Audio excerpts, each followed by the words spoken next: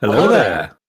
Welcome back to Star Wars in the Galaxy. Watching all Star Wars we can get our hands on. I'm Eli. I'm Jacob. This is episode 125. We made it to 125 of Star Wars in the Galaxy.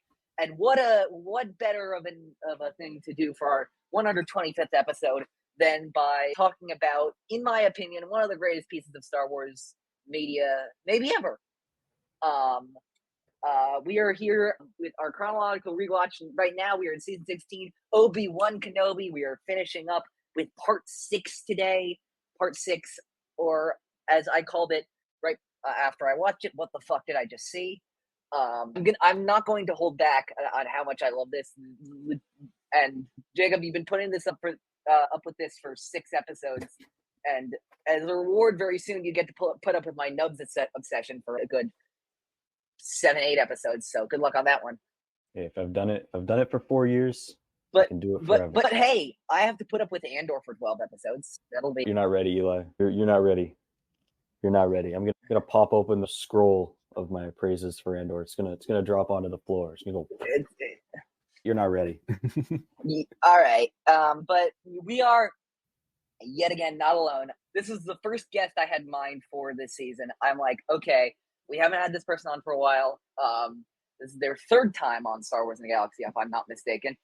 The first person I booked is, okay, part 6. I want Alden Diaz on this, host of Ahch-To Radio, host of Anytime with Ken and Alden, both weekly fixtures of my Star Wars podcast. I always want to check into Anytime. He's been a good friend and a mentor to me in this space. And I'm interested to hear also, because there's a non-zero chance that a certain person will be listening to this.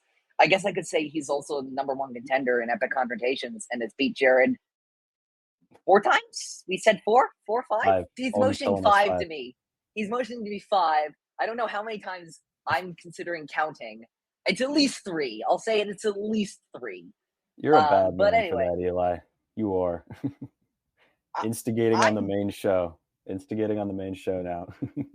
What do you expect of me? Anyway, Alden Diaz. All right, episode 6, The Children from Tahar. I'm so excited to be talking about part 6 of Resistance. Or that's going to be about 2033. Oh, okay. So this is going to be the Eye. This is the Eye. That's going to be about November. Oh, okay.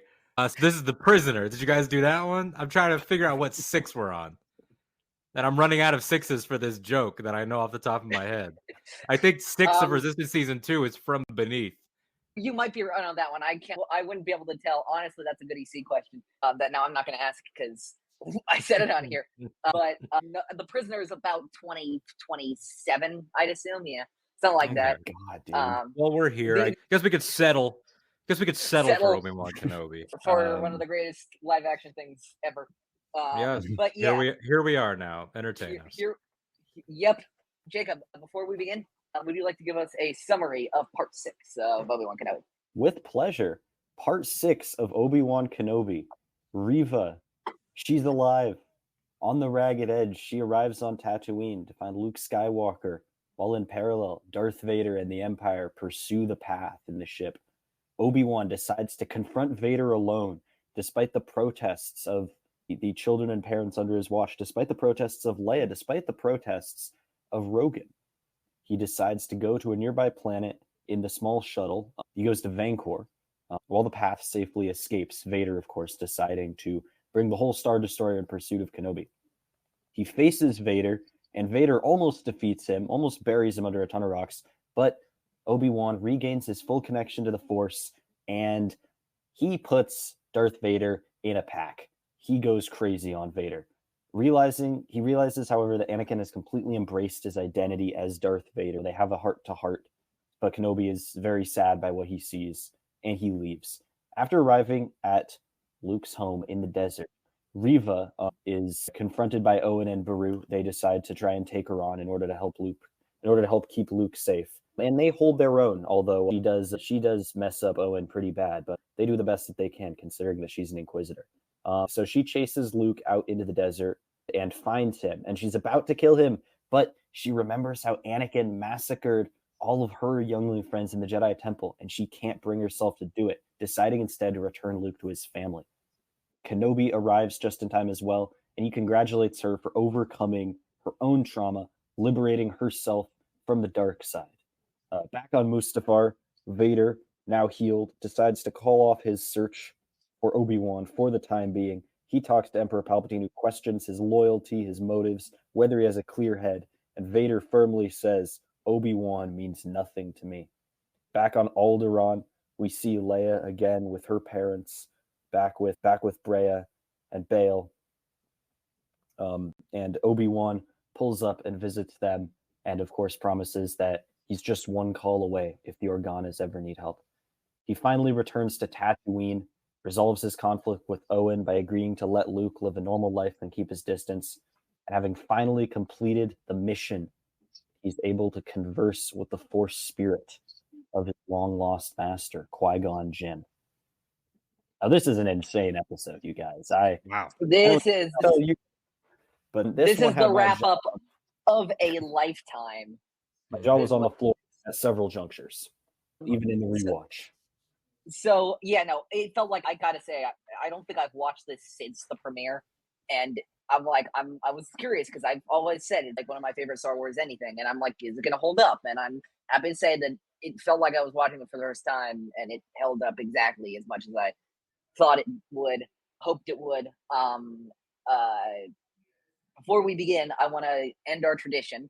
This has been a 6-episode tradition on this season, and just say that logo, though, because that logo is the best title sequence of any Star Wars anything. Transforming into Obi-Wan Kenobi. I mentioned it all 6 episodes, and I'm gonna finish the streak now. It's so good, and I'm tempted to say, hey, more Kenobi just for that. The Obi-Wan Kenobi with the little lightsaber for the eye was a spectacular touch. It was fantastic. Yeah, we're on point. You guys, what we're talking about here is not to do too much of a where were you, where were we type thing, but this really was monumental in a way that you do slip back immediately into sense memory. Like, I remember being up. This is before they adjusted to the 9 p.m. Eastern time slot for drops. And, of course, before they adjusted back. Yeah, and so we've been... is that true? Oh, okay, I don't want to date this too much. Thanks, Bad Batch. Thanks, Bad Batch. Really appreciate you. My pain. All right. Not to date it too much, but Alden was hurting when this was recorded in this moment. But, so I'm up early. It's, I guess... how long is this one? Like 50 something minutes. So let's say 3:55 or whatever. I've just cried. And Charlie Ashby from the Imperial Senate podcast, he's at work because he's in the UK. And so he is going to watch it during his break from work.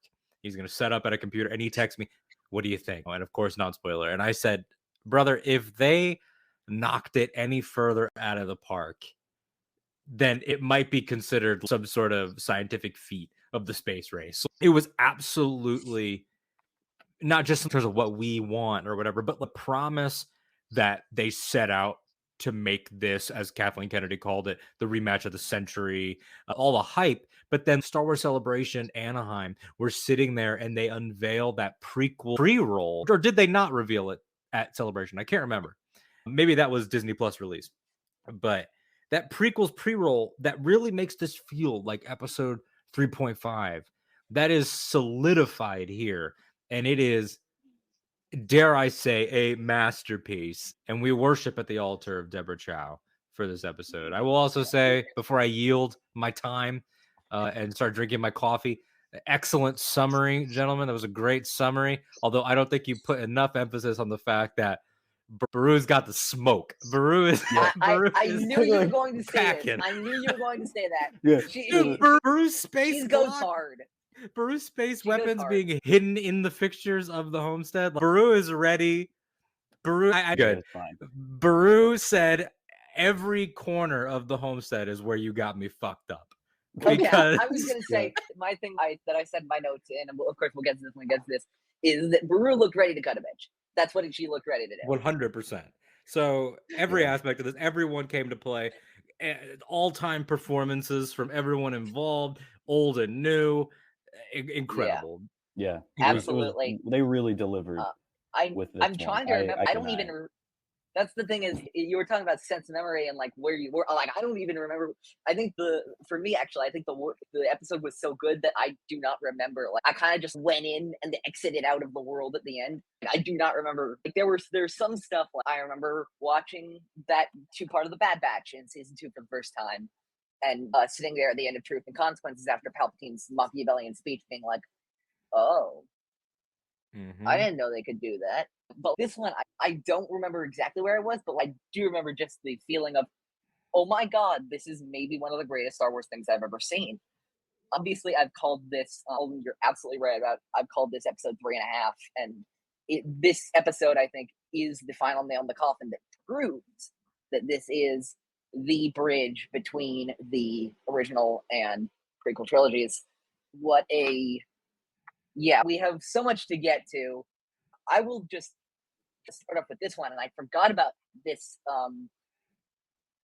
until I watched it. I don't know what they did with the way they shot the Star Destroyer, Vader Star Destroyer, which I'm pretty sure that is the Devastator, but I'm not 100% sure. It makes sense if it is. But anyway, when the Devastator, I'm going to say, is chasing the Path ship, I felt like that was shot in 1983. It felt like an original trilogy. It felt so original trilogy. The way the Star Destroyer was firing, it felt incredibly retro, and it really, of course, they're chasing Obi-Wan. It's it's 100%, and I love that it was 100% a nod, an interpolation, a nod to the opening shot or the opening sequence of A New Hope. Of course, given all the parallels that we have between Vader, he's pursuing Leia and Kenobi.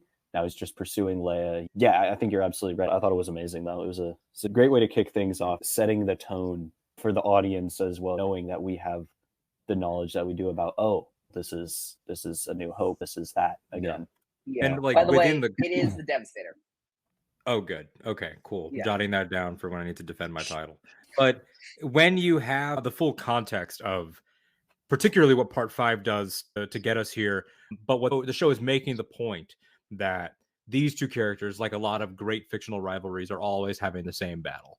It's always Obi-Wan sleight of handing, outfoxing when he was his brother/father figure and mentor, all the way now to a mortal enemy. It's, I'm always going to outpace you by a little bit. And who is Obi-Wan, the master sort of mentor father figure to in this show? Leia. And Leia will be leading him on this same chase at the beginning of New Hope and that famous scene. So it's like he's already bequeathing this is how you string Vader along in the name of good. And it is very retro, although the duck lips that lit the internet ablaze are very modern, and I love them. So the Grand Inquisitor. I was on a call. I was on a call with Alden and a few friends of ours when he mentioned the duck lips, and I'm like, I legitimately did not remember it from this episode is so action packed. I legitimately did not remember the duck lips, and so I made an extra effort when I was watching it to look at it, and I saw them. I'm like, those were crazy. Dude, I didn't even notice it until the rewatch. No, me neither. The minute Vader says pursue Kenobi, you just see the Inquisitor go like, interesting choice, man. The Curb Your Enthusiasm theme is playing in his head. Oh my god! That's exactly who he is, though. He's god. Rupert No one comes close. Friend is fantastic, and the only problem I have with him in this episode is that he wasn't in enough of it. But imagine the scene of him coming down to rescue Vader. When Vader's left on Vancor, just wheezing and rolling around in the dirt. Vancor, by the way. It's not Vancor? Am I wrong about that? It doesn't have a name. See, I was going to react to this off air and be like, did it get named? No, my mistake. I apologize. I could have sworn it was Vancor. Right now. Yeah. No, it is. I feel like intentionally left unnamed. Maybe. I looked it up just to make sure. Yeah, no, it is. We'll get to that later, but I love that it remains unnamed because it doesn't matter. It does not matter where it is. The only thing that's relevant is that Obi-Wan and Vader have their epic duel there, and that's the only thing we need to know about it. It is the rocks. That's it. Yeah. So we start off, of course, on the ship. We start off on with, although we've been talking this season about when it was Ben on the show and when it was Obi-Wan, and that transition, which starts to happen. At least we were talking about at the beginning of part 4, where we start to see Obi-Wan Kenobi back. This is full scale. This episode is full scale, never missing a beat. Obi-Wan Kenobi is back. This is Jedi Master Obi-Wan Kenobi, which of course we had to have Ben in parts 1 through 3 so we could build up to Obi-Wan Kenobi in parts in half of part 4 and especially 5 and 6. Yeah. And this plan, I'm gonna go on my own and chase Vader. I was just like, that is such an Obi-Wan plan. That is what, with that core of sacrifice. With Jedi's life is all about sacrifice. I didn't know that. I've never heard that. Perhaps even rising and falling. Why do we fall? Why do we get fall? Back up again. So we can force push our way through the boulders and the rubble. Yeah, he's making the most Jedi choice possible here. This is like the Obi-Wan meter ticking back up to 100%. And so much of modern Star Wars, particularly on television, is about synthesis. What do I take of the old me with the new me, particularly for, in the case of Din Djarin, Boba Fett, Fennec Shand, Ahsoka, and Obi-Wan Kenobi, all at that midlife, I'm in my 40s, where am I going? So much of Star Wars is about starting out, Ezra, Rey, Luke, young Anakin. It's about starting out, finding my path.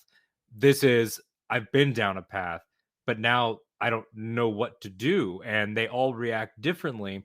To your point, he's combining the elements of the Ben that he's had to be for a decade in hiding with what he's learned and the survivalist aspects that have happened as being old Ben in the desert, working on his butcher shop in the middle of nowhere on that giant ass creature. He is all those things, and he will be Ben by the time we meet him in New Hope, post Twin Sons, all that stuff. But it'll be a Ben not created out of shame. It'll be a Ben created out of duty. It'll be a Ben created by Obi-Wan Kenobi, not Obi-Wan Kenobi was broken and Ben is what's left. He's able to create it all. And a point that I love when we were covering this on Ahch-To Radio for episodes, I believe 5, maybe 4 and 5, I had M and Mark. At the time, it was all under Pink Milk, but now you can find them both on Braxium and on their own stuff now. And M made a great point because we were talking about something I love in the show, which is the costume evolution. This episode and this battle in particular is the last hurrah of gray tunic Obi-Wan, an outfit which we only got for a little while, only 2 or 3 episodes we got this. And oh, buddy, I love it. And then at the end, we've got what was iconic to nerds, the more desert Obi-Wan, what Sideshow has used a lot. They call it Jedi Legend on some of the figures, and which I love as a name for an outfit. And what M pointed out is that when you get to Jabin and these path places, they're leaving notes like Quinlan did, and there's leftover lightsabers. There's obviously leftover tunics and robes pick from for Obi-Wan that people have left behind as they've found their new identities.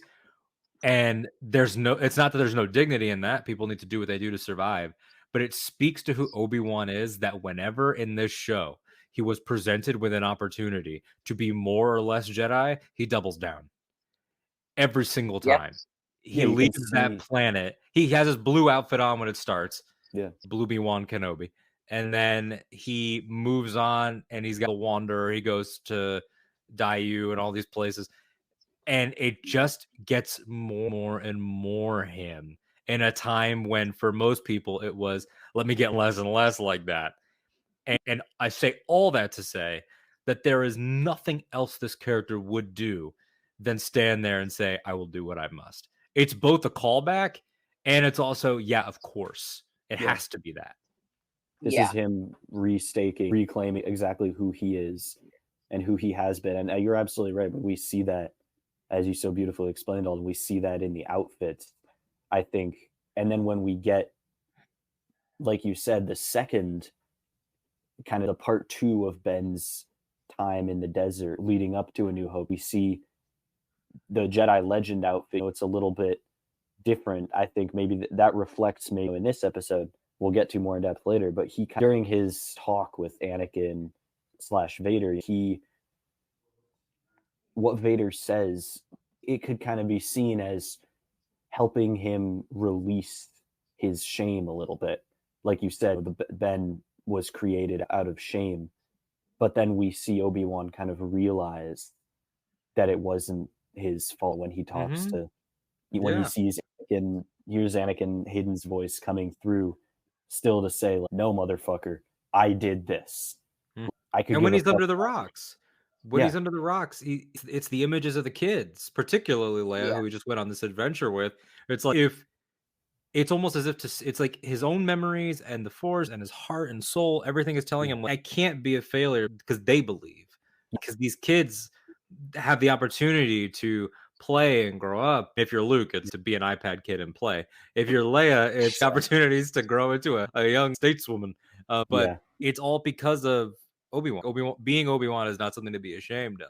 And once he realizes that, he's able to tap in and take Vader to school. Sorry, go ahead. No, go ahead. Okay. The whole show is a tug of war that eventually gets emphatically won by everything that you just mentioned again, Alden. It's a tug of war between his identity being one of shame and failure versus rediscover. He's thinking about Luke. He's thinking about Leia, especially the adventures that he goes on with Leia, the time that he spends with her, the conversations he has, him discovering a new purpose for getting up off his butt, getting out of the desert, doing what he has to do to help other people, to where the strength of his identity now is, again, the strength of purpose of having to help other people and wanting to make the galaxy better and wanting to do what he must, as he says, rather than just having his identity be one of failure. And we see, like you said, in that moment when he's under the rocks, he's reminding himself of that the new resolve that he has, which is cool. Mm-hmm. Based on Alden's thing about mostly about Leia, with the adventure he's gone on with her, it's even more funny now that we have that short story, and from a certain point of view, which is such a great one, where Obi-Wan's spirit comes to Yoda and is like, okay, so I got Skywalker on this path, gonna go to you, you're gonna train him. And Yoda's great, I can't wait to train her. And Obi-Wan's like, no, it's the boy. And goes, what the hell are you talking about? And it makes it even funnier now, because from the little time Obi-Wan knew both Leia and Luke, who looked like a better prospect for a Jedi than Ben, it's not even Leia, close. And he still chose Luke anyway. I wonder if that's a bigger conversation. I don't want to sidetrack us too much, but I wonder if he chooses Luke because Leia, if he had the pick of the twins at 19 years old, would he still have done it? Or is it the fact that what happened on the Tantive happens and Luke is a hop, skip, and a jump away? I do wonder if the Tantive 4 had landed on Tatooine and he was able to be like, all right, both of you guys, let's go. Who would he have? Very different. Yeah, that's a good point. It's because of the convenience factor of that. But yeah, it just makes it even funnier that Luke is, of course, and that Luke is the one that becomes this great Jedi Master. Of course, I'm not dissing on Luke, but Leia has proved herself to be the better candidate for a Jedi Master. She doesn't have much of a role in this episode in terms of plot. Obviously, her spirit hangs all over the episode, but she's, Haja and Roken are going to get her to safety, and Haja off screen brings her back to Alderaan. But the fact that she sent Lola with Obi-Wan, I forgot about that detail, and then I remember, and then I saw it again. I'm like, oh, she wasn't joking. She cares on such a deeply she's so emotionally intuitive in a way that Luke's not, by design. That she is able to say, this is my best friend, has been my best friend. The show shows you how attached she is to Lola, but It's her basically saying through Lola, like, you need all the emotional support you can get more than I do. And she's 10? She's 10 years old? How old are you? Yeah, exactly. I will say we should be enjoying our sweet time with Lola now, because thanks to a certain book by the three of us, we now know that Lola is space dust. Rip. Deeply upsetting, honestly. Lola was on Alderaan when it got blown up by the Death Star, as confirmed in The Princess and the Scoundrel. I think actually, Alden, you were the one who first noted that to me. And I was like, I was. I was irate and I was forlorn. I was all the negative adjectives when I found this out, because it means so much. And the fact that even before he has the moment of what I call Obi-Wan's come on Spider-Man moment of being trapped under the rocks and everything, but the idea that they are there no matter what, in their small ways, in their ability to give without realizing that they're giving. That's the power of children in Star Wars. It makes me think a lot of Jake Lloyd, Anakin, and Qui-Gon. He was giving Qui-Gon reassurance in that movie just by asking good questions and by reaffirming what a Jedi should be, when Qui-Gon was out in the woods, but he's in the sandstorm, and but this kid gave him a little bit of a push, and that happens in some really cool. It's not dissimilar even to Grogu, of like how Grogu is the natural conscience of the adults around him in a lot of ways. It's the mythic power. I know George specifically really liked that. The mythic power of children, the wisdom of children being untouched by the world, of their innocence being a real asset into a galaxy where quite a few people were way too cynical. I'm thinking of an example of that's going to come into Star Wars. That's at the time of this recording, we have not seen this, but at the time of the posting, we will have seen it. Let's be real. I'm excited for Hunter and Crosshair and Echo and Hemlock as much as the next guy. And Hemlock? Who's excited for Hemlock? I'm just like excited. Hemlock's public enemy number one, man. He's a menace. I'm just saying because of how despicably evil he is. Sure. Not because dude. But let's no one be real. else. Go ahead. But let's be real. Who are we all going into this season to know the fate of? It's Omega. True. It's true. It's Omega. That's who the people want. That's who I want. The people want to see more Omega, and it's because Star Wars has always and always will, I hope, place a huge emphasis on the children, on the next generation. And Omega, Grogu, Leia here. I remember there were some complaints midway through Obi-Wan Kenobi around part 2, part 3 when it was coming out. From some people that it looked a little too much like The Mandalorian with the wizened warrior and young kid. And I know that actually, I believe that there was something like, I think it was actually originally going to be more like that.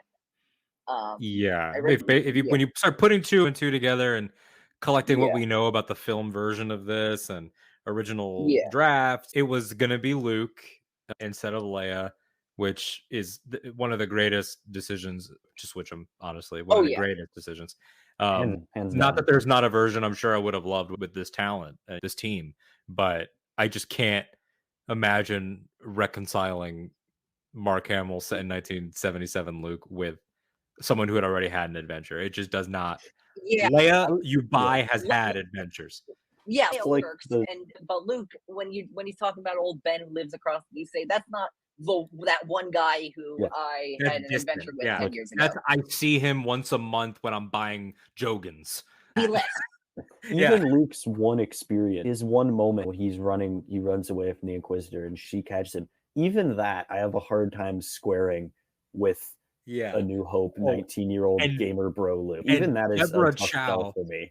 Deborah Chow and this team and the stunt coordinator, and they are so careful to make sure that little Grant McFeely that plays him? I believe it's Grant Feely, Grant Feely. Grant Feely never actually lays eye contact on her or the Red Blade. He is always just out of frame. Yeah, that is Like when That is pretty Beru, good, yeah. when Beru comes to smack Reva, after Owen gets yeeted off the thing, and oh, she's coming. Luke is already torso out of the little ladder escape. They are so clever with it.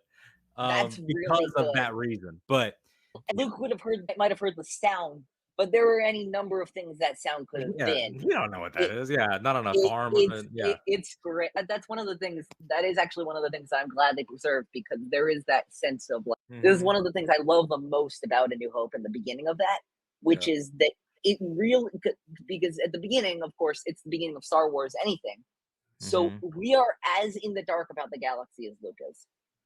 So it feels like our sense of the galaxy, because it very much is opening up as Luke's is, and it feels like this fantastical journey.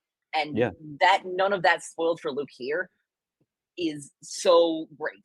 And then on the flip, as many of us, all three of us, and many of our friends and all of Star Wars fandom have pointed out, not only does it make more sense that Leia's been on adventures, it's enhancing things like Ben Kenobi, her reaction there. It's enhancing why she named her son Ben, which I never questioned. I always accepted that on its face value of Obi-Wan brought them together and she met her husband because of Obi-Wan, basically. But now there's so much more to it. And now she's naming her son after the childhood hero, her protector, her friend. That she hopes he'll become, which makes the sequel trilogy even more tragic in retrospect.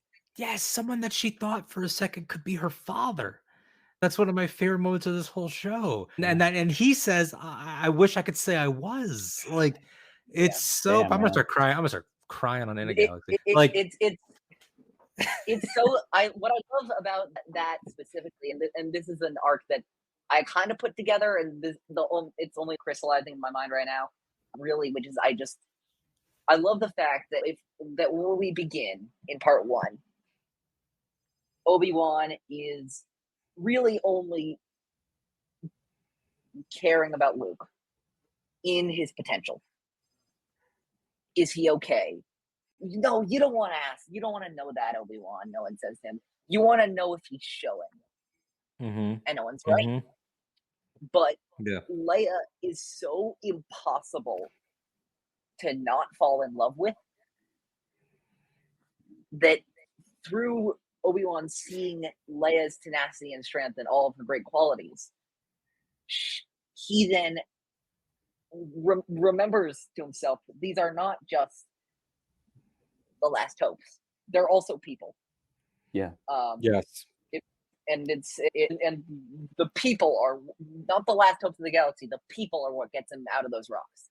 Yeah, it's memories of her spinning around saying, make me float. It's Luke pretending to be racing. It's like, that stuff. Episode 1, the boy must be trained, this, that, and the other thing. And he's all those little moments. Yeah, but now he's like, they need to become the individuals that could fight this fight, if that even is their destiny, because so much of the dark times period of Star Wars is about heroes deciding, maybe this isn't for me to decide, or much like Obi-Wan here, or Cal Kestis at the end of Fallen Order, it's not up to us to drag these kids into the battle.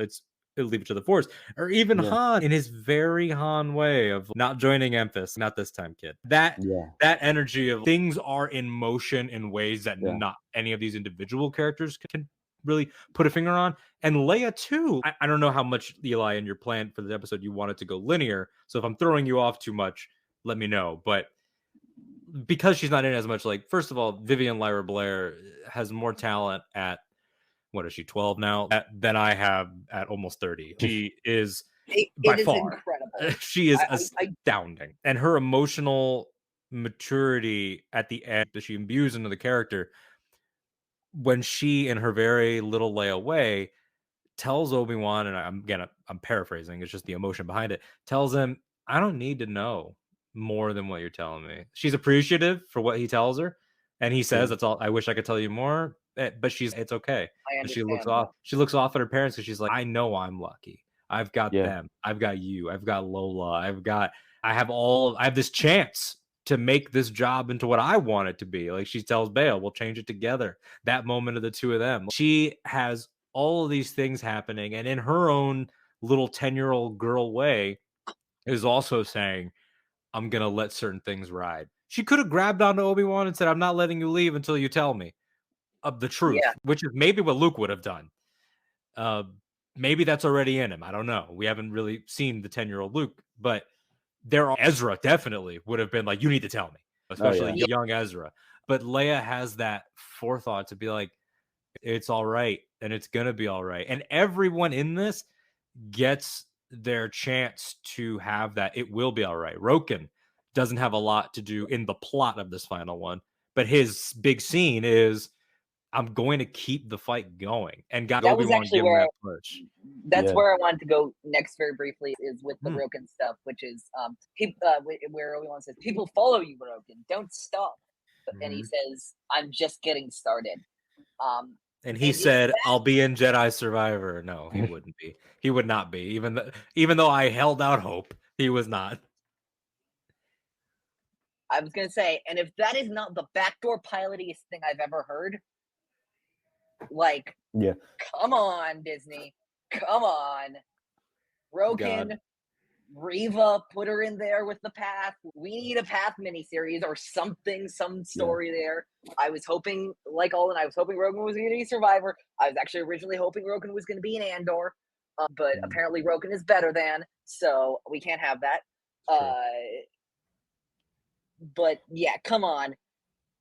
I'm sure Osage Jackson Jr. wants to do more of this, just based on his Twitter.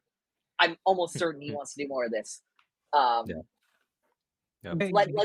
Let's keep this ball rolling.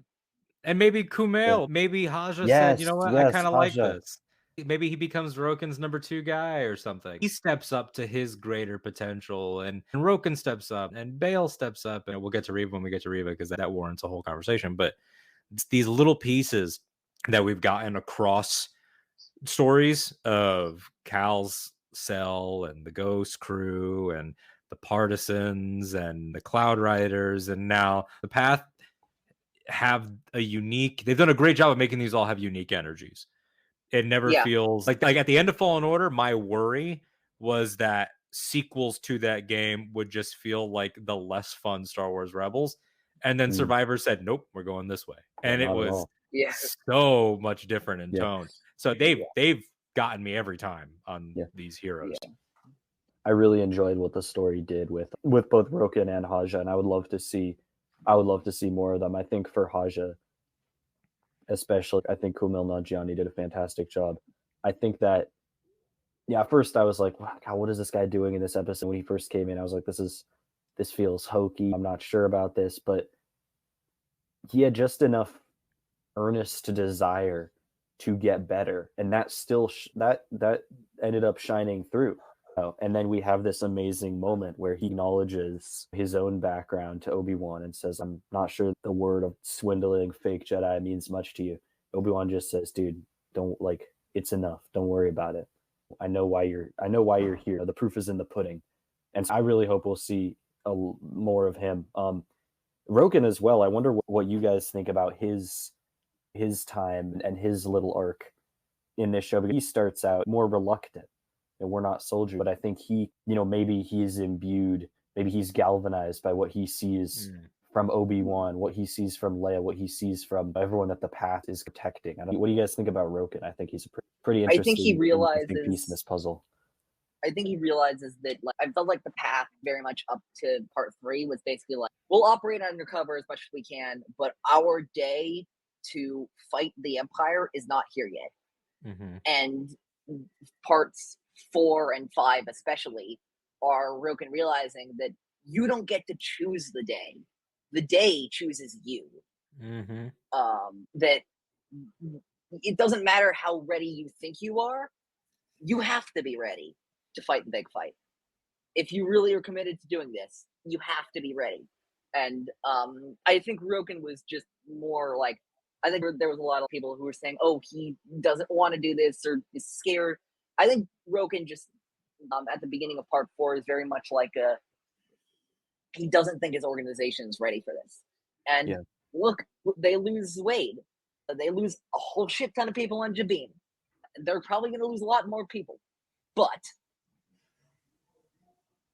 that is worth the noble work they're doing. That is worth the... Yeah. On the personal level too, we don't know the specifics of if Roken's wife was a Jedi, but we know she was a Force sensitive who was taken out by either the Inquisitors directly or the Empire overall. And to see him go from that loss, and like you said, I'll operate in the shadows and I'll help, but it's helping out of grief versus turning that grief into hope for tomorrow. I think to see not just Obi-Wan, a Force sensitive that they couldn't take, not giving up, but also to see that funny moment in 5 with Leia, listen to her, that gave him hope, I think, for the future. So for him to be like, now in the finale, I'm just getting started, there's always time to restart. There's always the day chooses you. And I love that you said that, Eli. It's a great quote. You don't get to choose the day. And that's something that you could hear someone like Hera saying that. You don't get to choose the day. But you can choose how you meet it. And Roken decided not to meet it in a begrudging way, to take it on with some confidence, some swagger, and some belief. And that really sets the tone for the rest of the episode. And I think Obi-Wan is reminded of better days by hanging around these characters. He's reminded of how he will be able to tap into the better angels. I tweeted this, and this is the thing that Kumail noticed and shared, that interacting with these guys, particularly Haja, is what, that's why Obi-Wan takes Han with such, whatever, pal. Because he knows these guys. He could see your better instinct. He knows Han is a good choice. He thinks he's full of shit, but he knows. Han before. He's seen Han before. It's beautiful. It's a beautiful message with Haja and with Roken and what we know of what he went through before the story unfolds, and Obi-Wan as well. And as with so many different people and stories in the Rebellion, it's a testament to the human ability to rise to the occasion. Obi-Wan, whether he thinks he can or he thinks he can't, and he really thinks that he can't, he ultimately, when the moment calls for it, he has it in him to do what must be done, because he sees that he knows others are relying on him, and that's what makes him. That's why he can do incredible things. That's why he can move those rocks. Same with Haja making those choices. Same with Roken making the choices he makes. Same with everyone in the Rebellion. That's what allows you to move mountains, is having that something that you have to push for. I think it's beautiful the way that they portrayed that, with so many different people dealing with their own doubts and their foibles and whatever pain and everything that they carry, being able to put that into saying, this is who I am in the face of a calling that I need to answer. I think we should get to the heart of the episode. I think something that, like, again, Alden already referenced it in his build up, talk about the build up to this episode. I think we should talk about the rematch of the century, as Kathleen Kennedy called it. This duel, Obi-Wan, of course, lands, as we mentioned earlier, with Lola, which is just such a nice touch that Leia gave Lola to him to give him courage. Vader comes down onto that rocky moon, which, again, I will reiterate, I love the fact that it's unnamed. It has rocks, and you can breathe on it. That's all I need to know.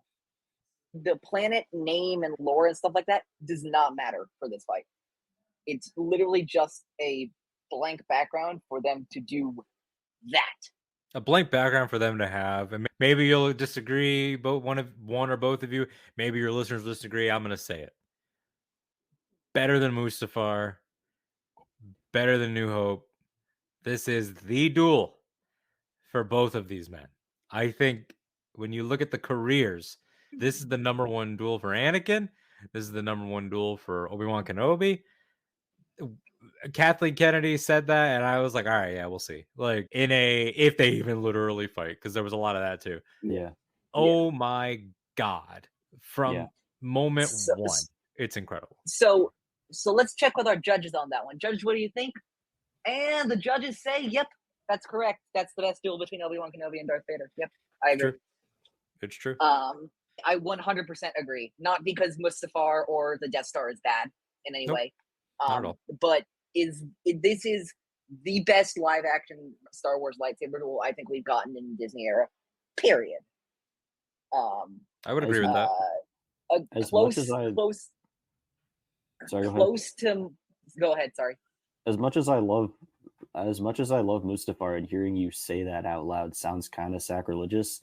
I watched this today, and I have to agree. I think Deborah Chow, everyone involved, they do such a good job of just bringing, letting that slow-ish build-up kind of ride out before the duel actually starts. Just letting the audience ruminate on everything that's happened between these two men.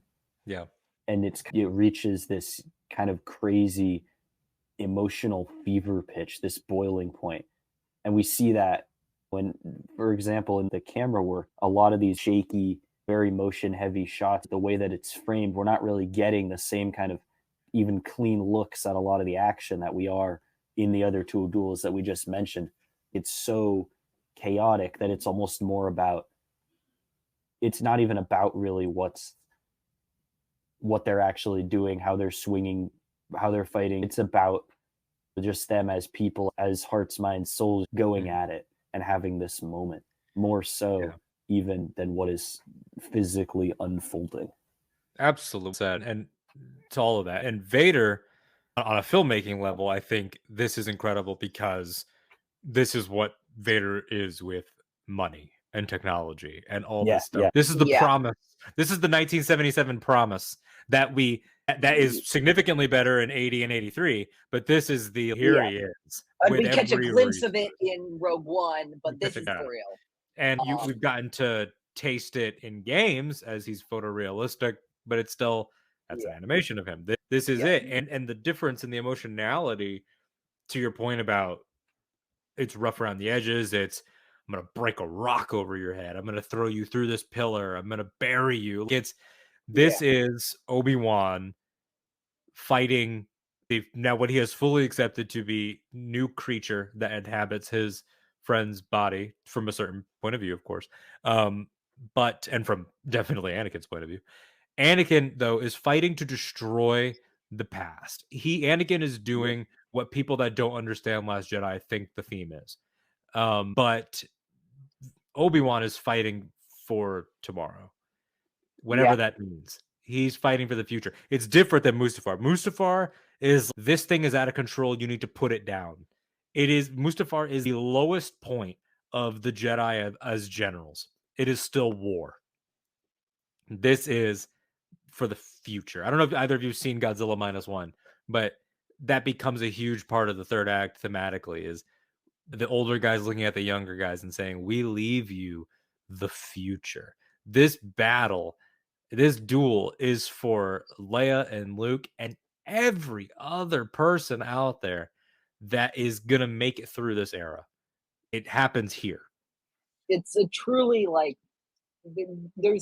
this duel is, there's so many great pieces of symbolism in here. It is messy and yet elegant. It is it feels like the over choreographed stuff of the prequels, yet also taking on a new flavor. I think this is the first time I noticed it. One of my favorite things about Darth Vader in this series is, and I've mentioned this before, Anakin Skywalker being the sassiest bitch in the galaxy. Jacob, I want you to notice something. Remember when Vader smashes the ground under Obi-Wan, creating that huge crater? Yeah. So Vader's standing up here, and Obi-Wan is standing down here. So you could say that Vader has the high ground. He has the high ground. I mean, only Anakin would. They had to. Anakin would care. Only Anakin would care. Yeah, because he already had his first thing, which was now you will suffer, Obi-Wan. Which is, how's that feel? How does being he already got to do fire and brimstone, and now he's gonna move on to the other grievance that he's been holding on to for a decade. The low ground. Yeah. So he's is Anakin's version of Alexander Hamilton going, here's an itemized list of 30 years of disagreements in Hamilton. It is. And their styles, their fighting, what they're able to do, the storytelling that happens from the first half of the fight to the back half after Obi-Wan is risen, and it's all there in the visuals. Using a little bit of the Hayden choreography for Ewan, throwing it around, having the behind the back pass and the flip over, and then of course the Avatar state moment of every boulder at once is. Hey, do you guys remember seeing that for the first time? I chills. It was a wonderful moment. It's one of the greatest payoffs in Star Wars. Mm-hmm. All 5 episodes, 5.5 if you want to count like the episode leading up to this. We're building up to. I'm trying to decide if I'm going to make this joke. I'm going to make the joke. We're building up to that moment, and that shit is so cathartic. Seeing him just pelt those boulders at him, that shit rocks. One might even say that shit geodes. It really is like, and the thing I love about it is that yes, it's badass. Yes, it is wish fulfillment. Yes, it's super heroic. Yes, it's wizardry that we haven't really gotten to see in this era because Rey is pretty new at this, and Luke was doing a non-violent approach. We have not had yet the story that I'm sure we'll get a lot in Acolyte, but we have not yet had the story up until this episode that necessitates a Jedi whipping ass. And but what I love though is that it's also the poetry. It's also because a lot of the times especially in Legends, we would lose track of why. We started to have our heroes be superheroes because we could. The Ian Malcolm thing, instead of asking why you should. And Obi-Wan here is able to ascend literally out of the rocks, but then use this technique and all these things, throwing the earth at him, being one with his surroundings. Yeah, the rocks aren't sentient, unless they are. It's a Star Wars after all, who knows? There is a mountain that has feelings. Maybe he's whatever it is, his surroundings. And it comes from balance. He was able to do that just by thinking about goodness, just by thinking about some kid and some good times and hope. Whereas Vader could do that too, but look at what it takes out of him.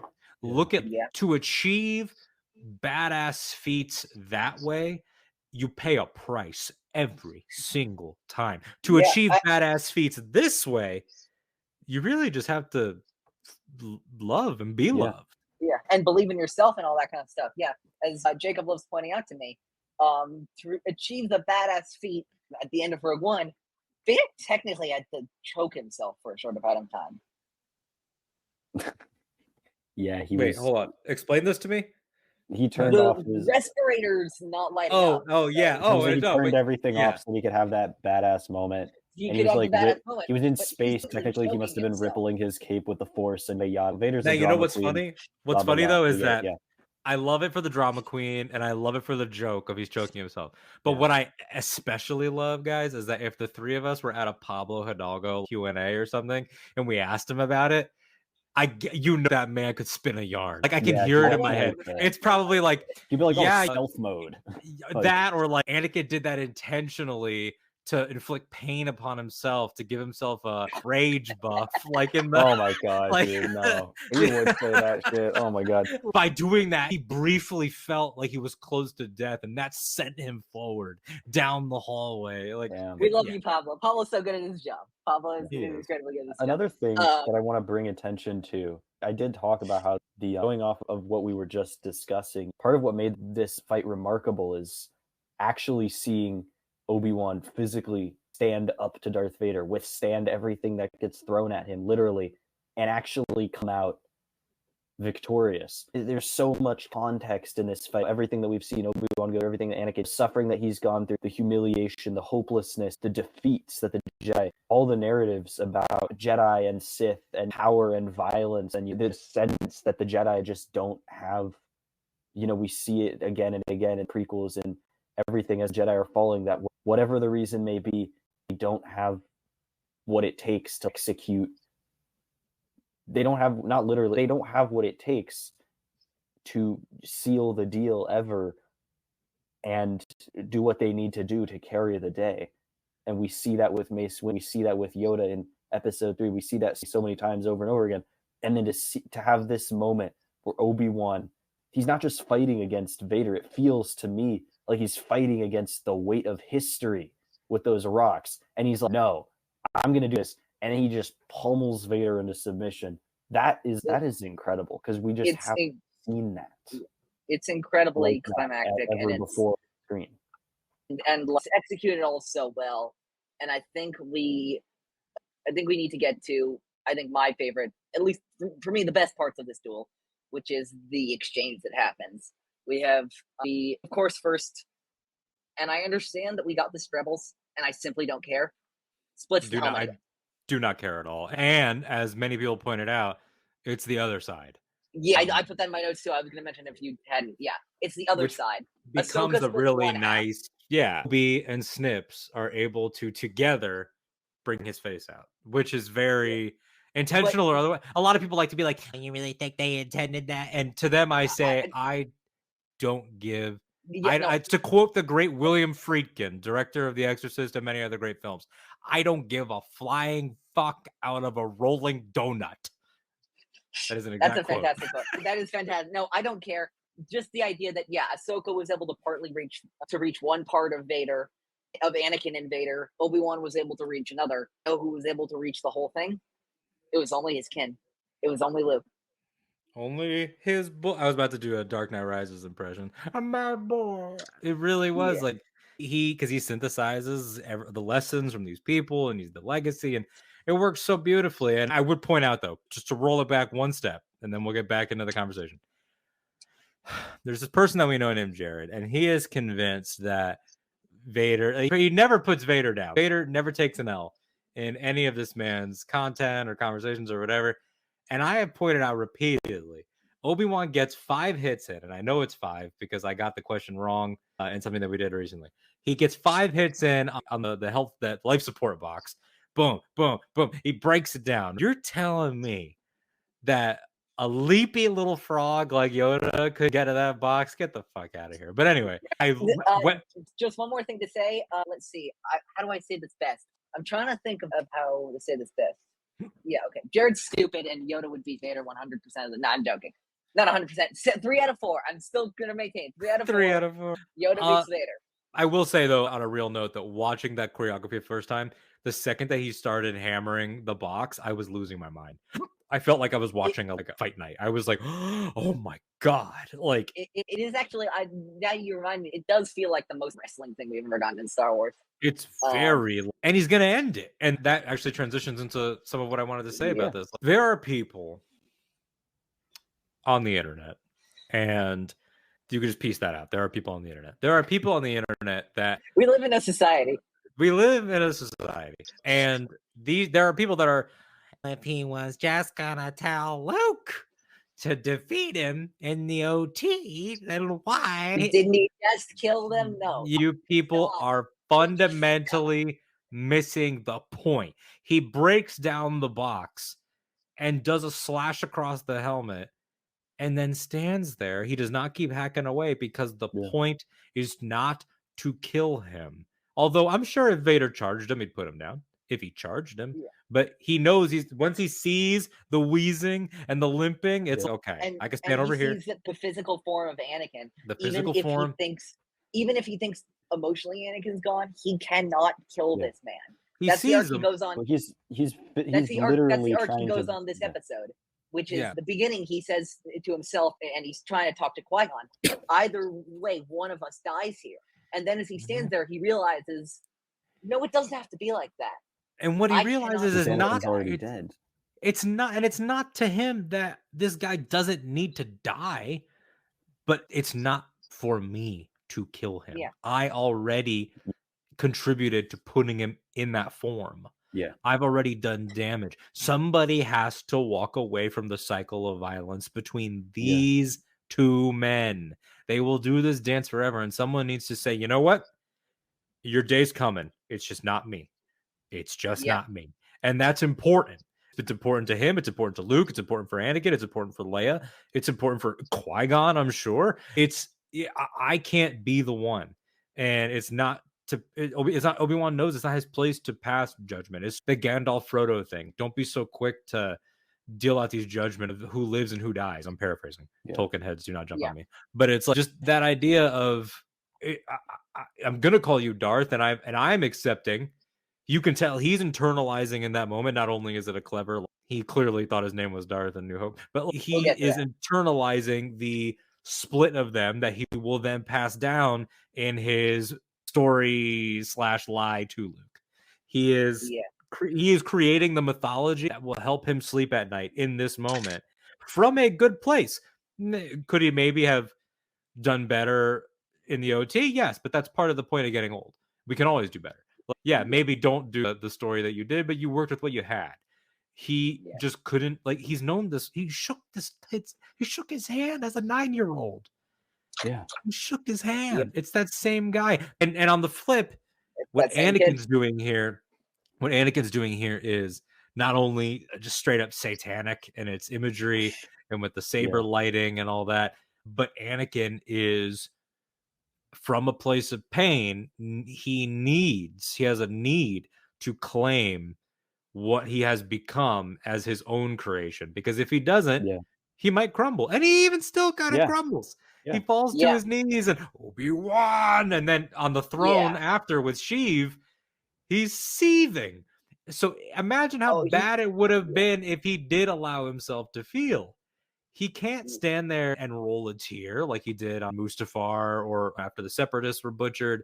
He can't scream and share even wrathful feelings like he did about after he choked out Padme. He needs to say out loud, I did this, because if he doesn't, then he can't be the devil. Yeah, and of course, this is, as you were saying earlier, Alden, it's about burying the past for Vader. It's about, I'm going to go to those 3 lines. We'll go to the first 2 first, which is, which we have, Anakin is gone. I am what remains. Amazing. I'm sorry, Anakin, for all of it. And then, I am not your failure, Obi-Wan. You didn't kill Anakin Skywalker. I did. Mm-hmm. What I love about this is that Obi-Wan is giving Vader as many outs as possible to show some shred of Anakin again. He's giving him so many outs, and Anakin refuses every single one of them. Mm-hmm. Categorically, it just spits in the face of all of them. Because if he doesn't put the onus on himself, if he doesn't take ownership of it, then that forever links him to his brother / father of the past. And there's also, like, I feel like there is a part of Anakin. I feel like there's always a part of Anakin, a small part that kind of knows what he's doing is wrong. And like, there is a like, I'm not saying he doesn't hate Obi-Wan. I think he does, but I think there is a small part of Anakin being like, no, Master, I screwed up. You don't have to put this on yourself.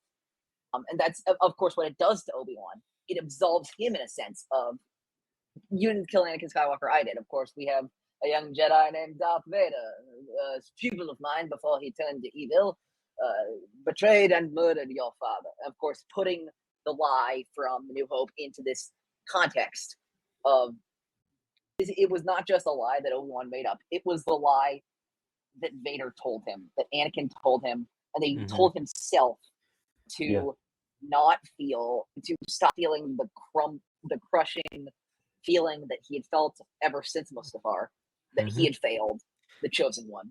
Ironically, the last act, until they're Force ghosts, the last act in corporeal form of Sky Guy and Kenobi was creating the mythology that they would tell Luke.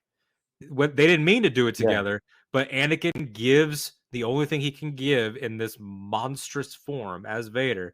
All he can give is this lie and this pain, and Obi-Wan can only internalize it.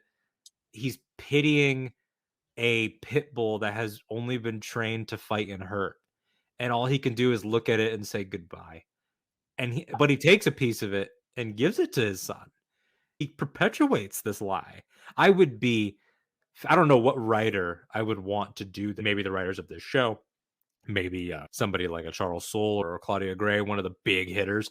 I would love for the conversation between Obi-Wan, Qui-Gon, and Yoda after this of like, and what did he say?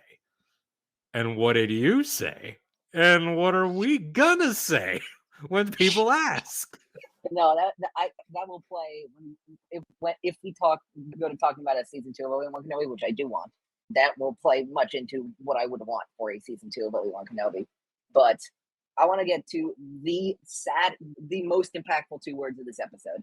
The words in this episode that broke me. Goodbye, Da. Oof. It was Pretty great. It was a quote unquote retcon, and I mean that in only the loosest sense, that I never know I needed until it happened. Of course, as you mentioned before, Alden, Lucas hadn't figured out the naming conventions of the Sith in A New Hope, and that's why he calls him Darth. But this, and that wasn't Anakin. His name was Darth. Yeah. Oh, but why he called him Darth instead of Vader? No, totally. But I just mean that with the context of Luke's father and Darth Vader were 2 separate characters when that was made. That means that this guy's literal first name was Darth and his literal last name was Vader. Got it. The implication. Got it. So, but anyway, it is as this cudgel. It is Obi-Wan, as I wrote in my notes, Obi-Wan choosing the only part of Anakin's identity that seems to matter anymore. His allegiance to the Sith and the Empire. He will not say Vader. Anakin embraced that name over time. He says the one that all Sith have, whether they want to or not. Yeah. The name Anakin is, once again, enslaved to. Damn. Yeah. That's powerful. It's holy shit. And he's saying you're a cog. Yeah. In doing that, by leveling them all, he's saying in so many words, in fact, in just 2 words, you are the Emperor, you're Dooku, you're Asajj, you're Maul. You're all of these people, many of whom you and I and Snips and everybody lock swords with. You're just one of them. And he's an errand boy. Yeah, whereas you're one of them. And remember how well Maul did? Remember how well Dooku did? I'm sure you remember you cut off his head. Hold on, no, but not right now. Maul is that I got one more left in me. He's that meme right now. Obi-Wan doesn't know it. No, I was talking about Dooku, but and within the context of within the context of their lineage too, having both Darth Vader and Darth Tyrannus within the same, as they call it, disaster lineage. It's like, man, what are we just gonna? Every other one of us is gonna be dark now. You're not special, man. Like this just you're not special.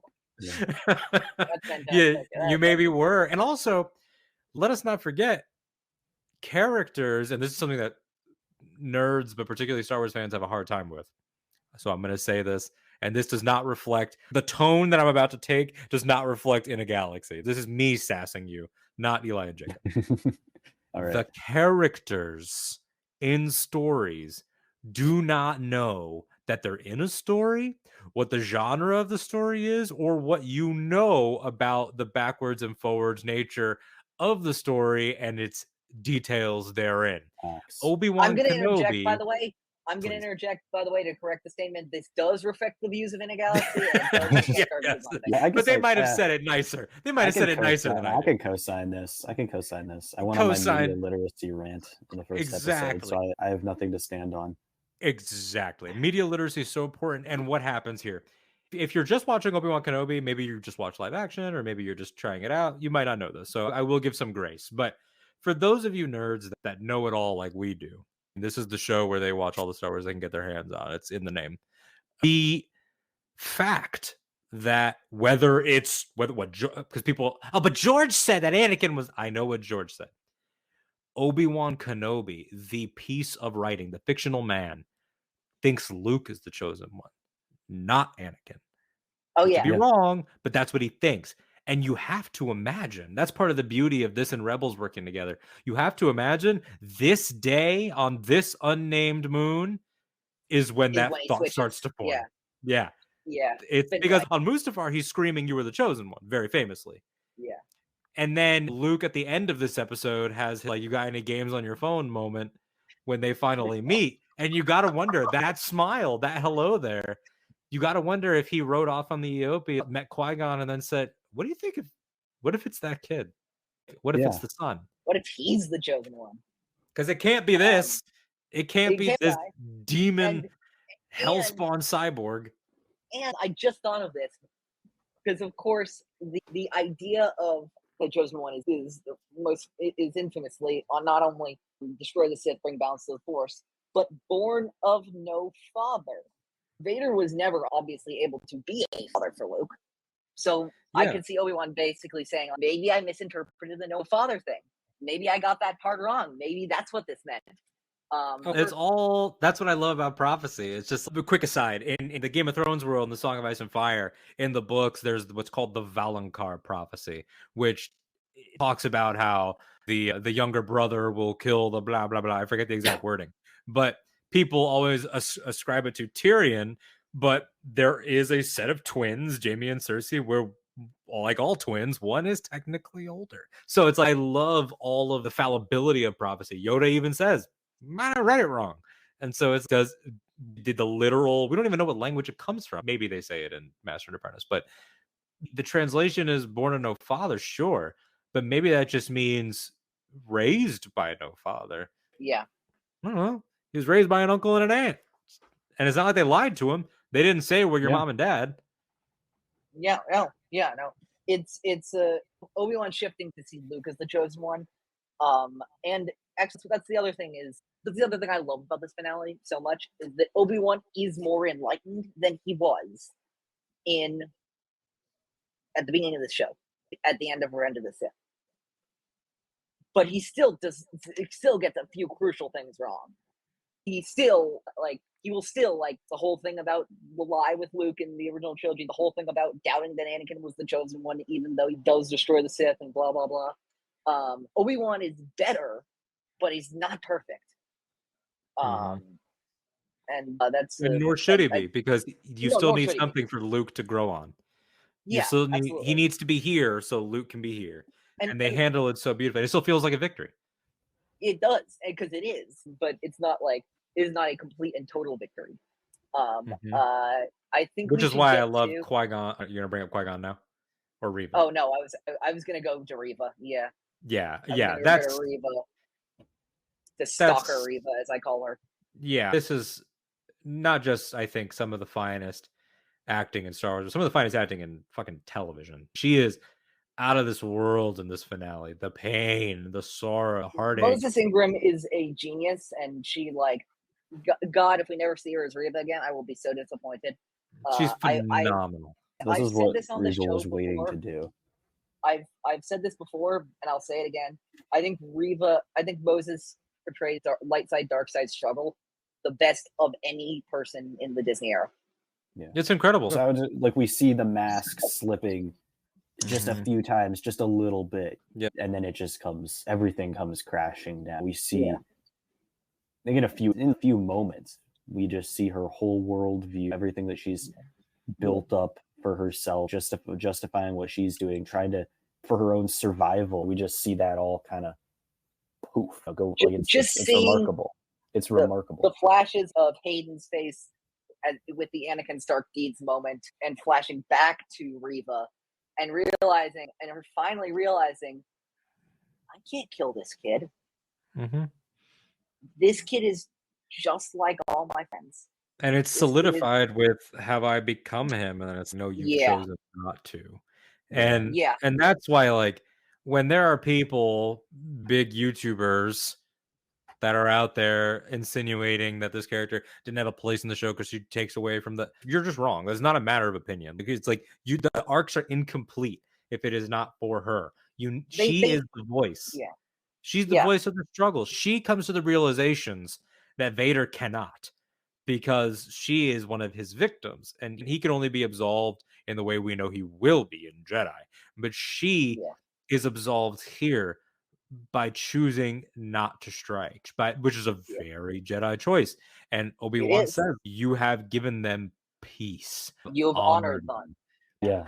That's the gift. This is why I say that this show is truly Star Wars' Christmas story. Not the literal Christmas story, but if Star Wars has a thing to watch at the holidays, it's this, because it's not just redemption, but who am I, spirits of the past, spirits of the present, spirits of the future. She is the living result, this young woman that was forged into the killer she has been for these years because of the failures of the prequel Jedi.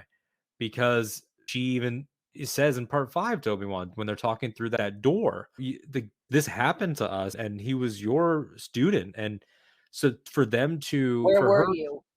yeah, And I will reiterate again, I was lizarding Reva. I was quite literally, I was lizarding. I was jumping around. I was fighting this coffin, this dude coffin. She's choosing to throw the saber down, and Obi-Wan is choosing to say, you can be anything now. We both can be. Obi-Wan comes to a realization, but like all good people in life, in art, in love, in business, in any relationship, he's not just going to climb the ladder and kick it down. He puts his hand down and brings someone else up with him. And he's not going to be the only winner on that day. And it's a non-violent solution. When we all thought that they would clash at some point, we all thought there would be a battle, and there's not. There's just somebody saying, I can't, and that being somehow the most noble and powerful thing that they can do. And so help me God, if Reva ever turns on that lightsaber again, I want it to be a white spinny blade. Yes, please, thank you. That would be thank wonderful. you, please. Look, I will say this. I am not I know there are people in the fandom who have a big problem with this, and I am not one of those people. There are a lot of people who hate the trope of characters in Star Wars, especially Force-sensitive characters in Star Wars, being redeemed and then instantly dying afterwards. I am not one of those people. However, I will say it does start to add up. Exactly. I'm glad they chose it for Reva. I'm glad they chose it for Reva. I'm not one of those people either. It never bothers me, but I am glad that there now stands a different kind of example. There is this open-ended thing. Deserve to get that chance to heal. Yeah. And I think it complicates the story as well in an interesting and challenging way that's really worth pushing further. Because you don't just have a Vader moment where it's, oh, well, he redeemed himself and now he's dead. His last act was good. Now, what about everything else that he did? He doesn't have to atone for it. Whereas with Reva, this is open-ended, obviously. There are so many questions. Where does she go from here? Obviously, how does she make amends with the victims of her violence and with herself? How do you live with that?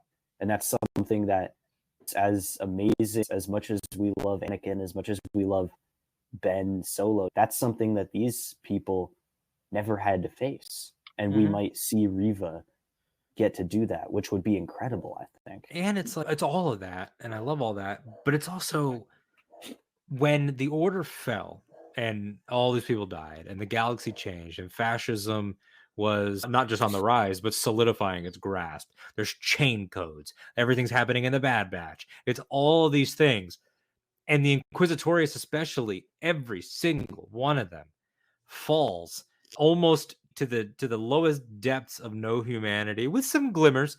There are some people that have a little bit of an interesting relationship with what's going on, but nobody that lost it all and went to the dark from that period ever gets a chance, especially someone who was a child, to put it back together. So to know that one of the children, like we grew up. None of them. Let's be clear, okay? Reva. We'll see how things go. Fabian Martell. So yeah, he's dead. No, that guy ain't making it up. But the ability to now watch Revenge of the Sith and see the scene that to this day some people are uncomfortable with, and I get it. I know some people that really have an issue with largely a family film, even though it's dark, having that Master Skywalker, what are we going to do moment with Source Bandine, one of the greatest Jedi of all time. And I don't mean that as a joke. The fact that we now know as fans there is a little girl in that temple during this atrocity who will get to put it back together is really cool. I'm so excited to see where Reva goes. I remember I think I'll attach this in the description of this episode. I wrote a pitch right after I played Jedi Survivor for the first time of where I'd go with Jedi 3. And Reva was a big part of that. And I think intertwining her story and Cal Kestis' story would be a really interesting and fascinating decision. Now, are they going to go that way for Jedi 3? Probably, almost certainly not. But I do think they're going Reva to Reva's on Tanalorr confirmed. Reva on Tanalorr confirmed. Dagan Garrett spinning his grave right now. That's what's happening. I hear one more dude screaming about Tanalorr. It's not going to be pretty. It's beautiful. It's it was a good game, but no shade there. But there's a lot of yelling there. Yeah, a lot of yelling about Tanalorr. But yeah, no, I'm so excited that Reva gets this chance.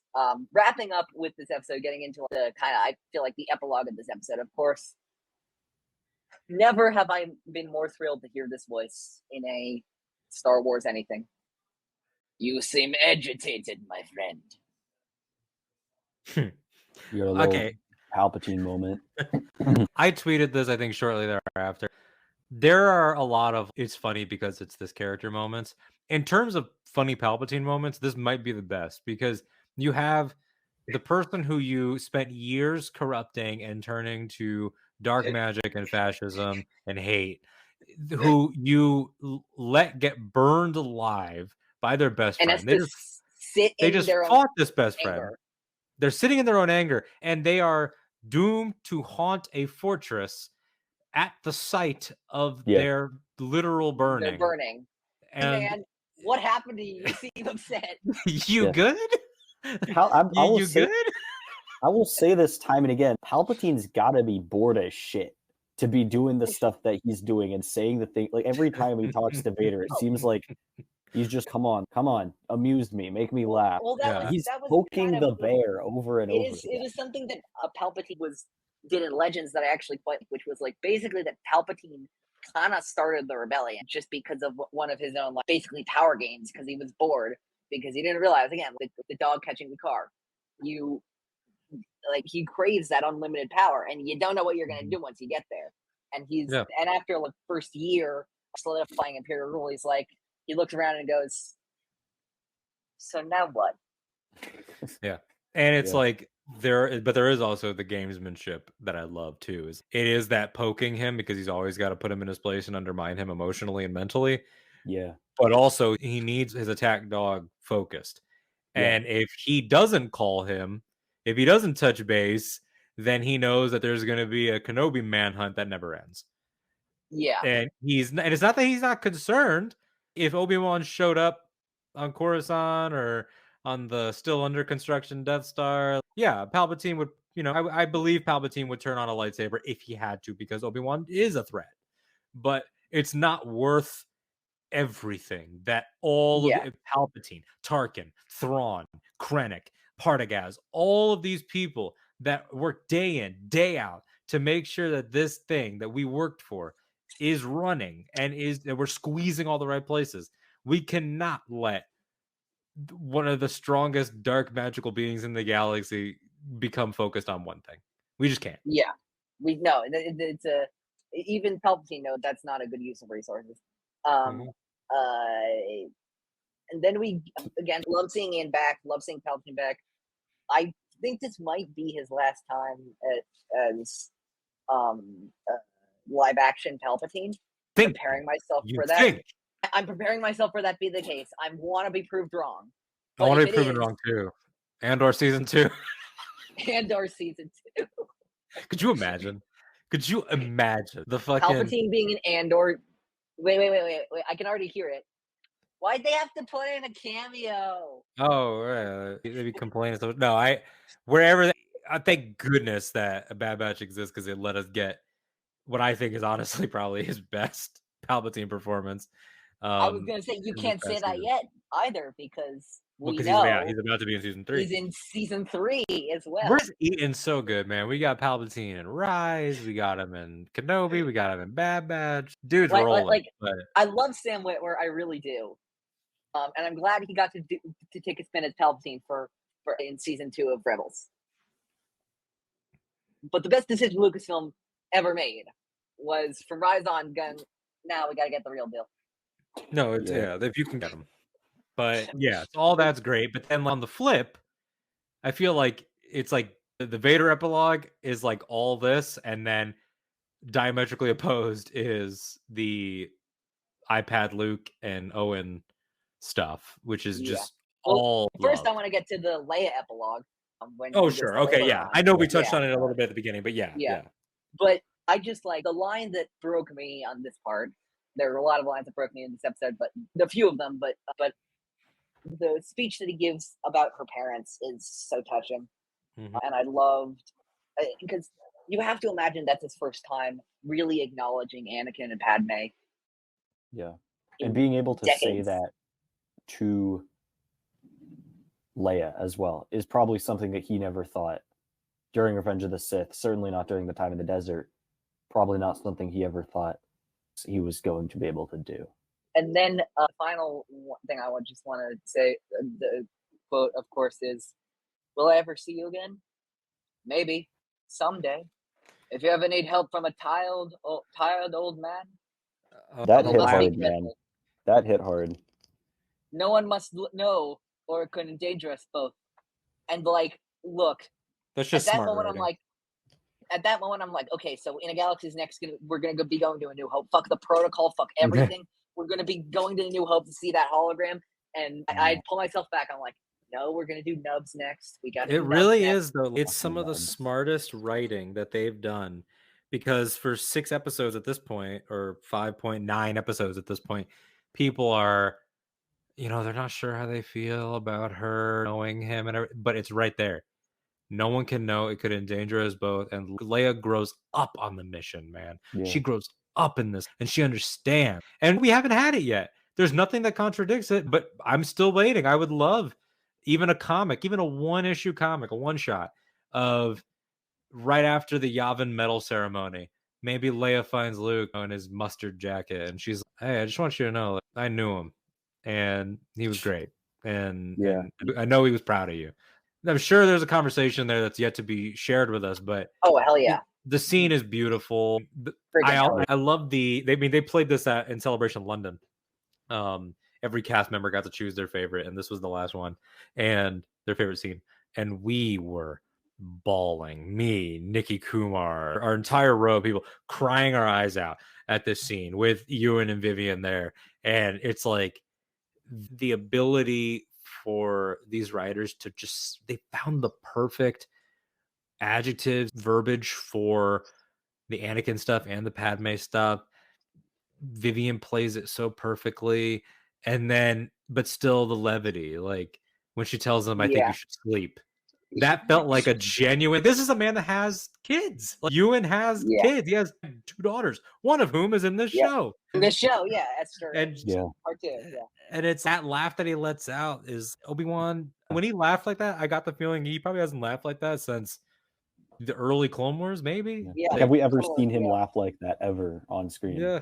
Not that I can remember. Not since the Clone Wars. That was a moment. We get to Obi-Wan meeting Luke, and look, is it cheesy? You want to meet him. We all knew it was going to happen. But I love it. I can't help but love it. Obi-Wan finally at the end getting to say hello there one more time. It's great. I love it. I loved it, but it also felt a tiny bit like getting hit in the face with a frying pan at the same time. I understand as much as it was deeply satisfying. I'm not even going to say anything other than that's what it felt like. It's on the nose. It's on the nose, but it's hello there, and we waited years to see that. And him giving Luke the toy was fantastic. And then he rides off into the desert. And let me tell you, the one thing I was really hoping that Obi-Wan Kenobi would not do was, I was like, okay, they gotta show Qui-Gon at some point in the show. I hope they don't just save him for the last scene or something like that and do a cryptic tease or something like that. That'd be awful. Womp womp. And then they did it, and I'm like, okay, I actually still love that. No, it was exactly what it needed to be, because for me, it's about the themes. I ranted about this in a 30-second period during the bracket, but it really is the thing. The point of it being, like, they could have chosen so many things. He could have been the voice that came to him when he was trapped under the rocks, maybe. I thought maybe that would happen. Like, when he was trapped under there, I was like, oh, Qui-Gon's going to be like it's going to be a you can do it moment. Obi-Wan. Yeah, but it being here and Qui-Gon with that Liam Neeson sort of comedy, that clever, like, I was always there, you idiot, like, Yeah. underneath it, but you just weren't ready to see. The fact that I was always there, from you get the feeling it's like it's not just in this adventure. It's not just the Yeah. past 10 years. It's from the moment I was gone, I was with you. I was never Yeah. gone. I have been with Yeah. you from the No one's second ever I really asked you gone. to say yes, from the second I asked you to train the boy. I've been there with you. And what better way to show enlightenment in the battle? Yeah, it lifts all the rocks, but the enlightenment after the battle is you put yourself through the emotional ringer, and now look, things that you could not see, quite literally. Yeah. And it's the It's people that loved you and Yeah. the people that loved him. Yep. This is a key figure for you and Anakin, and he's here. And I can't imagine it any other way now, which is so crazy because I it's think if you had told us like you'll get 30 seconds of Qui-Gon and that's it, I'd be like, Liam "Geez." Neeson. Yeah. But it works. Really? Actual Really? wall is 30 seconds. But yeah, but I gotta say, and I know that Ewan felt very similar. I think he said this in an interview that he felt very similarly. God, it was so good to see Ewan and Liam interacting one more time. It was brought it like, of course, we're getting closer rapidly now to the 25th anniversary of The Phantom Menace, which is a film I dearly love. And at the heart of that film for me is the dynamic between those two, and it's such a joy, even for a short period, to see it again. Liam, as always, remains a goat, and I'm so glad he returned even for a little minute to play Qui-Gon again. I'll just end with that last line from Qui-Gon, the last line of the show. Come on, we have a ways to go. And I'll pitch this here. If we get a season 2, which I really hope we do, I know that it's not in the near future, Kathleen Kennedy said. I know Ewan wants it. I think it'll happen eventually. But I want to see that spirit journey so badly. It was teased in Revenge of the Sith. It was again teased in this. I want to see Obi-Wan. I want to see the process of becoming a Force ghost, and I want to see Obi-Wan himself go through it. Get trippy, get weird, do weird Force shit. Literally have him never leave the fucking planet. Have him never leave Tatooine. Have it all happen in his hut or on other places, in other locations on Tatooine. I put Yoda in there. Like Yoda, have Yoda commune from Dagobah. I even put and this would be interesting to do for a lot of reasons. But honestly, if you want to do it and get really weird, have Obi-Wan reach out with the Force to see if any other surviving Jedi are out there that he would know, and then we cut to a T6 Jedi shuttle landing on Tatooine, and out walks Ahsoka, and we see Obi-Wan and Ahsoka interacting for the first time since the Siege of Mandalore. Like, get weird with it. That would be my hope for a second season. I know that certain people would like to see a certain Tusken Raider Jedi brought into canon. And look, I love Darth Krayt as well. I love Ash Ridehead as well. Man, get the fuck out of here. My Xanatos pitch for season 2 is truly the greatest Obi-Wan. I'm kidding. It is pretty good. You weren't there for this? No, I don't think I was there for this. Okay, I will not do it here because it's going to take a little bit, but I'll tell you some other time. But I had a revelation. I can already see where it's going. It was like a 30-minute long pitch of like how we could do the Qui-Gon spirit journey, but also Xanatos and fit him into canon, blah, blah, blah, blah, blah. But look, man, we all know the truth. We all know the truth, which is that when season 2 happens, Kenobi's going to be working on our spirit journey, and then I still got to eat. He's going to go into town. He's going to be walking around Mos Eisley or Mos Espa. He's going to be looking to buy some food. And then all of a sudden he's going to hear, hello, my friend. And then the true greatest. I was wondering if that's where you were going with that. The true greatest friendship. Please, all Star Wars. Please, Star Wars. Give us more Obi-Wan Hondo content. Please, Star Wars. And that's my final thought on Kenobi! Yeah. I can't believe all these years you managed to survive. I should have never doubted you. Still, he would lie and be like, I've been looking for you for 10 years. Yeah, fantastic. Love it. Yeah, Alden, I'll pass it to you, although actually, again, it's not, I don't think anybody will be surprised, but overall thoughts on this episode. My overall thoughts are, this is not just good, it's not just great, it's if you have an issue with this for some reason, or if this is not for you, then I seriously question your taste. And I'm not joking. I seriously question your taste. As we get further and further away from this show, when people are like, I just wish I had good writing, I just don't think this is for you. And again, these are my thoughts, but I really think you should reevaluate this whole Star Wars thing, because this is the pinnacle. This to me is, if there's a Rushmore of Star Wars episodes, for me personally, it is this, Trials of the Darksaber, One Way Out, and one of the last 4 Ahsokas. It's still too fresh for me to pick which one, but I was gonna say, for me, maybe Far Away. Maybe. Yeah, I was gonna say that for me, the obvious answer is Far Away, but I love all the Ahsokas, but I will reiterate just by saying, this is one of the best Star Wars episodes to ever Star Wars episode. My God, it still is poignant. It still is good. It still has all the appearances I want and in the right ways. I love the stuff from Liam and from Ian and the resolutions with Leia. Again, this is some of the, I think, in my opinion, the best acting Star Wars maybe ever. Ewan, Vivian, Hayden, Moses, O'Shea, Rupert, Joel, Bonnie, Grant, Simone, Jimmy, Ian, Liam, everyone killed it. It adds to the, should I say it? I wonder if I should say it. Screw it. It adds so many more strings and so many more threads to the tapestry of Star Wars.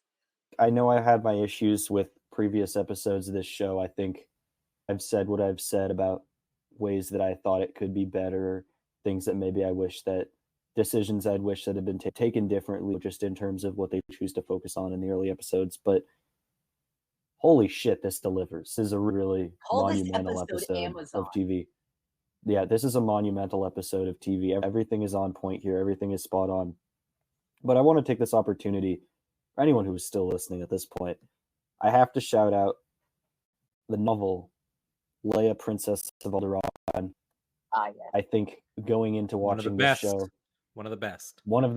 I remember I read that when it came out. One of my favorites, still maybe my favorite Star Wars novel.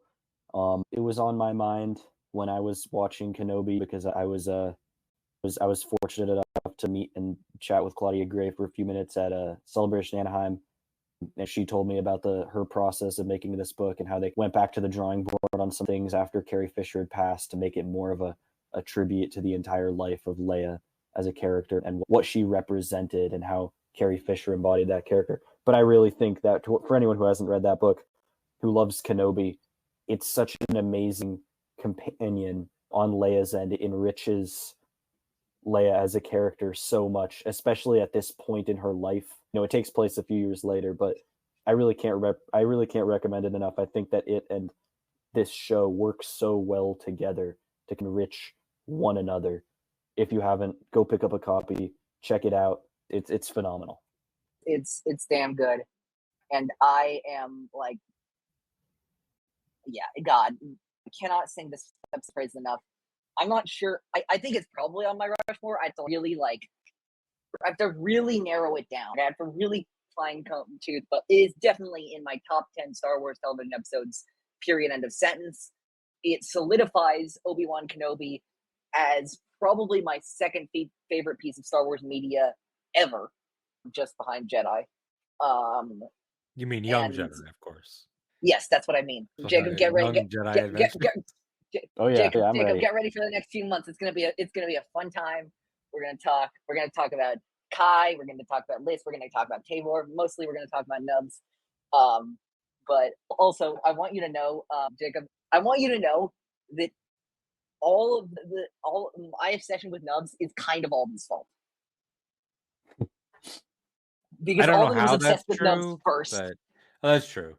Well, yeah, and I do love the guy, but you've taken it to new heights. I don't know what you're talking about. Actually, Nubs and Porgs for me were a very similar process. Where initially I'm like, "What's the big deal? I don't get it," and then it kind of just clicked for me. Eli, can I ask you an opinion question, just real quick before we close this episode? Yeah. Do you think that stories of Nubs influenced Obi-Wan Kenobi as a person Of course. when he Of was course. a child? Of fucking course. 100%. What? Young Obi-Wan Kenobi was in the archives reading about Look, Nubs. you were the one who was like, who put a screenshot of Luthen handing Oh yeah, Caspian that one crystal, and he's like, maybe this was Nub's crystal. that's Nubs' crystal. I'm gonna retweet this. I'm gonna retweet myself right now. Remember, Paz Vizsla painted his armor blue in honor of Nubs. That's right. Yeah, those are true canon facts. Those are true canon facts. We need Daniel was the older canon.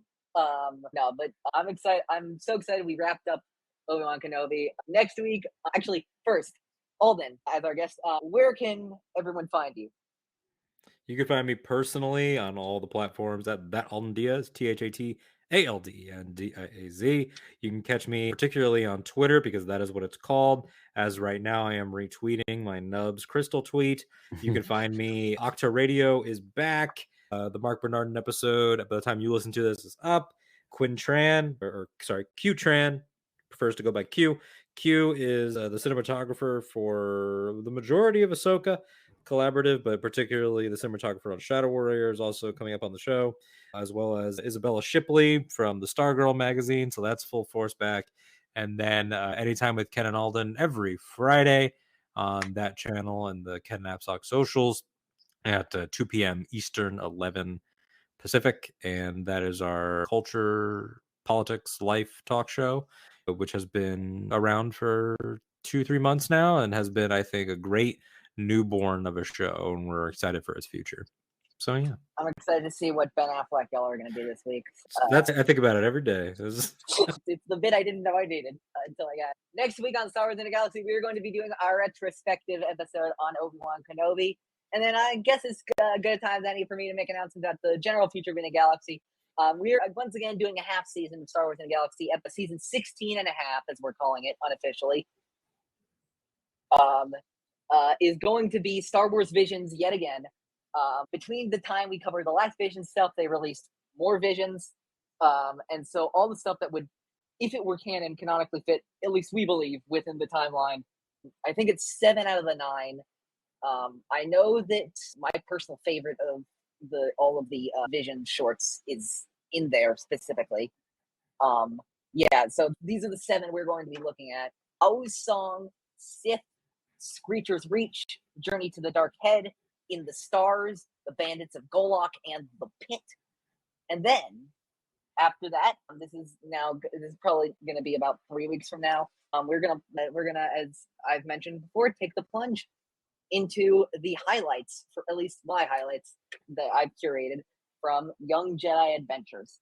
I didn't feel like putting Jacob through all 49 stories of Young Jedi Adventures, so I cut quite a few out and left what I feel are like the bare bones stuff we need in order to get the story all done. And I'm really excited.